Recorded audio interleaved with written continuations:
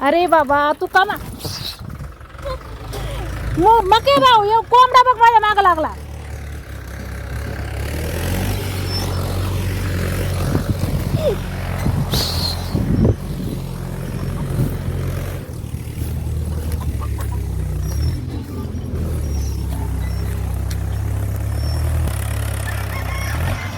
गावाला कसं खूप ऊन आहे. सकाळचे 10 वाजले, 9:30 वाजल्यापासून आमच्या शेतामध्ये खतं यायला सुरुवात झालेली आहे. हे बघा, ते बघा तिकडं आमचं घर आहे, दिसते का ते बंगला.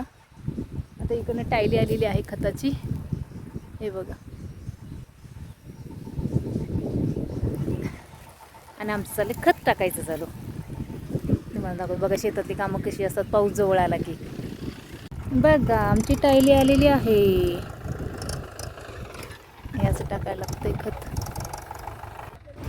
हे बघा, हे असं खत टाकायला लागतं. तर त्यांना फक्त मी जागा दाखवते की प्रत्येक ठिकाणी असं थोडं थोडं टाका म्हणून. म्हणजे कसं होतं की खतं पांगवायला सुद्धा त्रास होत नाही. हे बघा, हे असं खत टाकायचं अख्ख्या वावरावरती, कारण हे खूप मोठं वावर आहे. हे बघा, हे दिसतंय का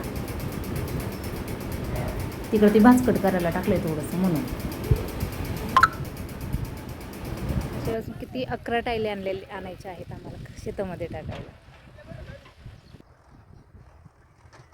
हे बघा, हे भातकटीसाठी केलेलं आहे सर्व. हे बघा, ते तिकडं गंज आहे आमची गुरांसाठी वैरण.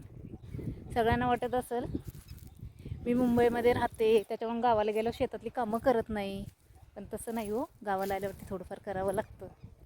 थोडंफार म्हटलं तरी फक्त वरची कामं. हां, म्हणजे काही तोडायचं असेल, कुठे खतं टाकून घ्यायची असते. तर ॲक्च्युली घरामध्ये कोणीच नव्हतं. ताई पण नवरीसोबत तिकडे गेली होती, त्याच्यामुळे मी एकटीच घरात होते. मग त्यांच्याकडून खतं टाकून घेत होते. आणि त्याच्यामुळे दाजींनी मला ऑलरेडी सांगितलं होतं आपल्याकडे एवढं येणार आहेत, मग ती कामं करून घे म्हणून मी ती घेत होती करून. आणि त्यामुळे कसं होतं, माझ्याकडं काय लग्नाचे फक्त थोडेफार व्हिडिओ होते ते मी तुम्हाला टाकले. आणि हो, आज संध्याकाळी आम्हाला पूजेला पण जायचं आहे त्याच लग्नाच्या, म्हणून ही सकाळी कामं करून घेत होता. आणि नक्की सॉरी, मागाशी तो कोंबडा माझ्या मागे लागला होता कारण खतं टाकायला. बघितलं का, गावाला कोंबड्या असते की अशी मागे लागतात. आणि मी म्हणून ते घाबरून पळत सुटलो ते ओरडत. नाही तुम्ही बोलत असता हिला काय झालं मध्ये सोडायला, असं आहे. आणि हा व्हिडिओ खरंच तुम्हाला चांगला वाटायचा तर नक्की लाईक करा, शेअर करा, आपल्या चॅनलला फॉलो करा.